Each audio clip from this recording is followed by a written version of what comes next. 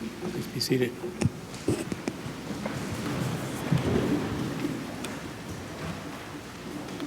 I was relieved to see the sun this morning.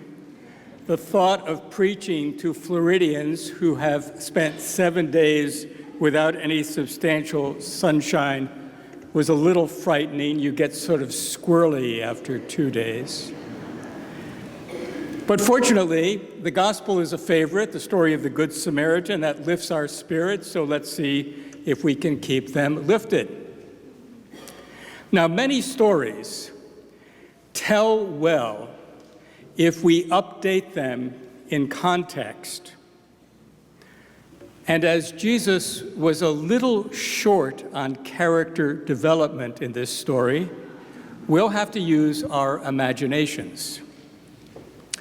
But first of all, he was not short on the clarity of meaning.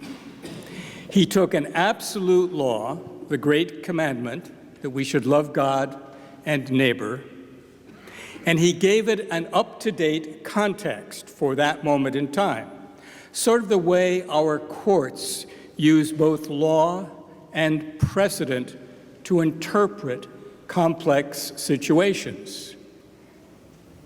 We all know a stop sign means stop, except that you can make a right turn on red unless it's posted that you can't. An interpretation that subsequently was made about the law. Now, in this case, Jesus interprets and gives meaning to the great commandment. But because it is Jesus making the interpretation, it puts it at the level of the most supreme court imaginable. So let's look at the characters. A lawyer is introduced first. He tests Jesus, and when given a classic legal answer, he follows with a trick question. Now, a number of my friends are lawyers. Some of my family are lawyers, and they all do well at complex issues and trick questions. So we'll just call this character the lawyer.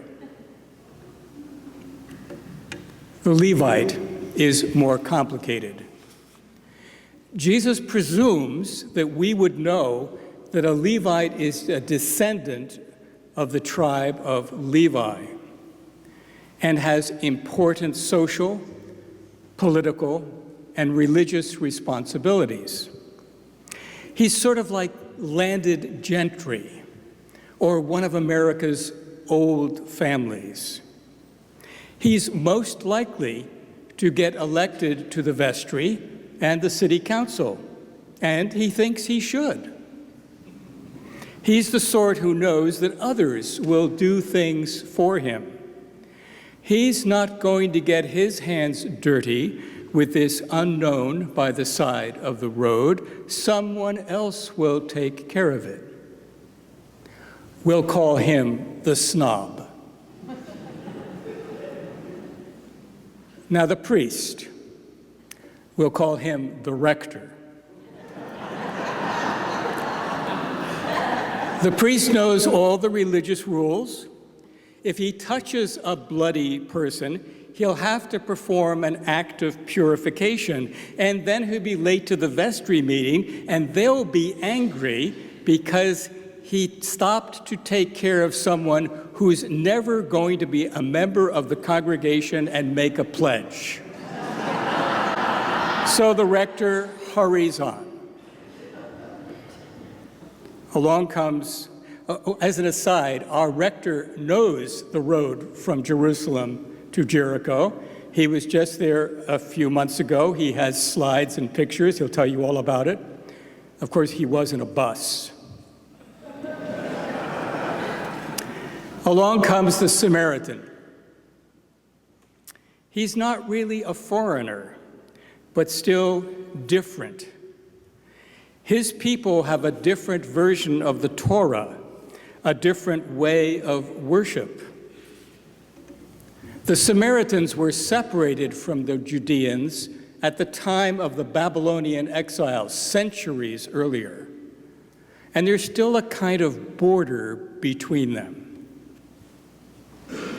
We'll call him the Canadian. Now, the difference is a Canadian is an unarmed American with health care.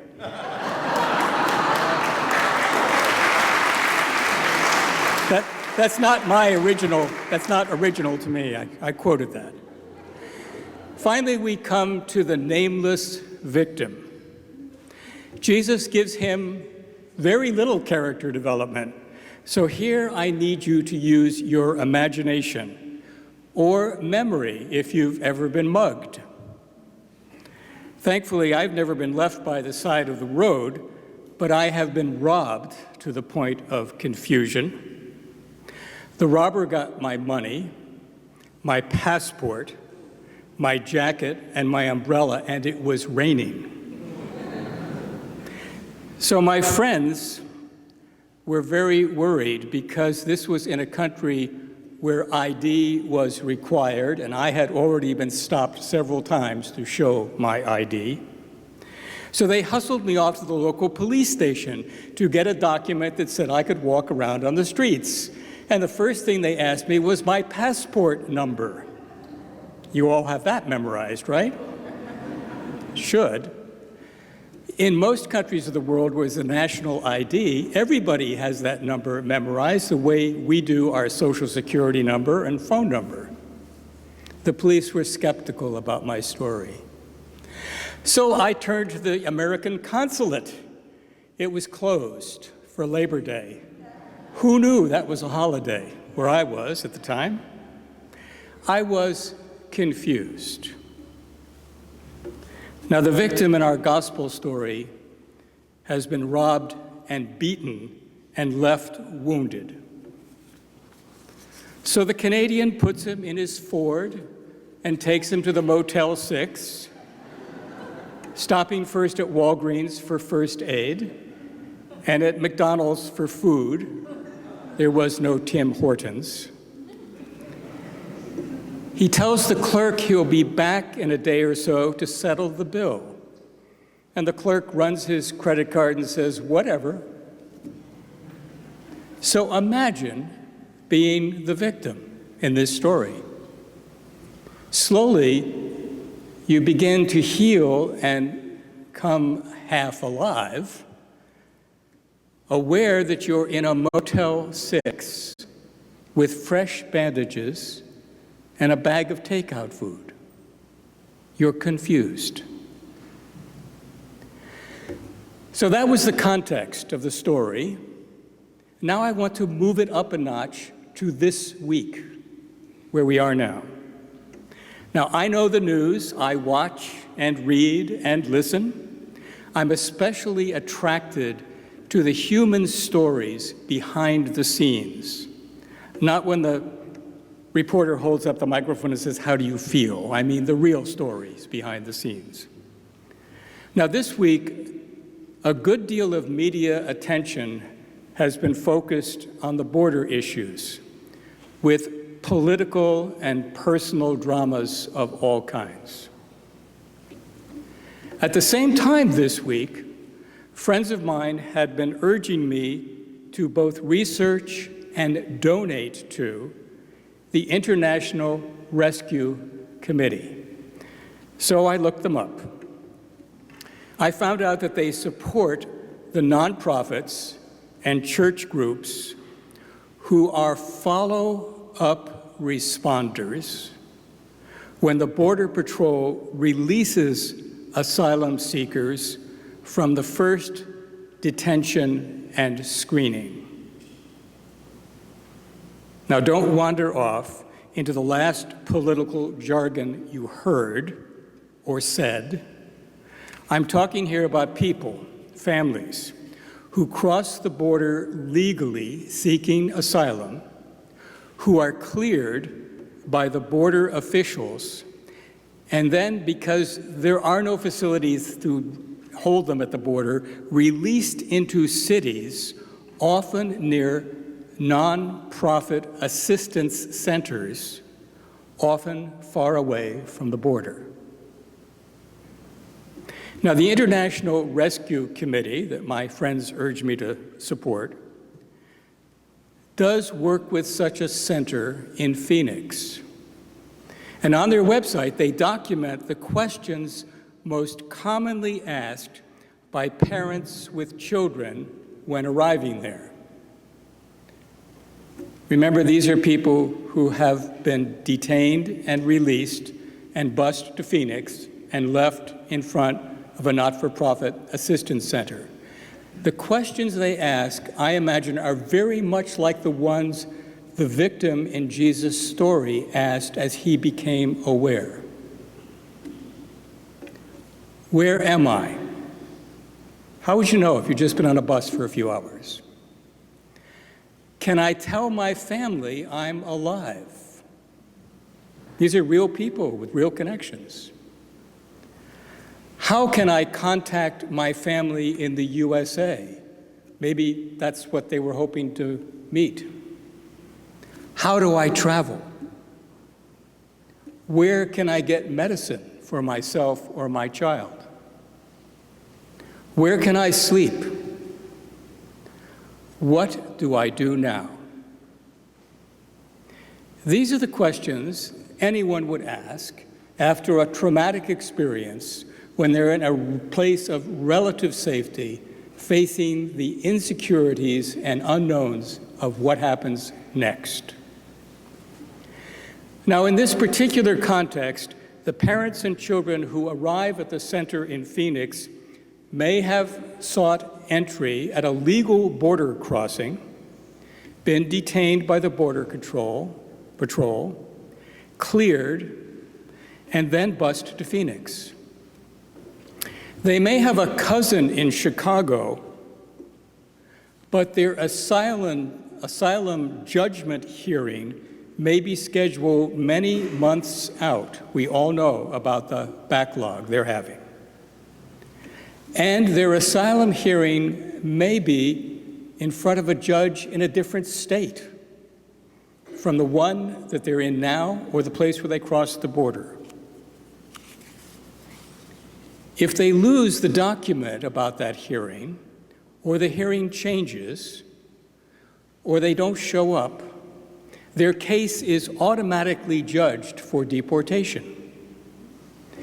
If by then the cousin in Chicago has found them a place and a job, say, in Milwaukee, the deportation order is issued in their absence. They're subject to being rounded up now by a team of immigration and customs enforcement agents, the ICE teams.